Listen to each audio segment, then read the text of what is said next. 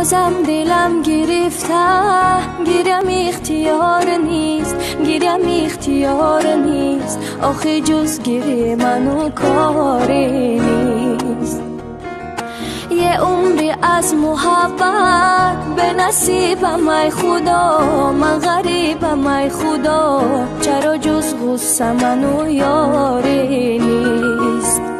اگه عشق همینه، اگه زندگی اینه، نمیخوام چشمم دنیا رو ببینه.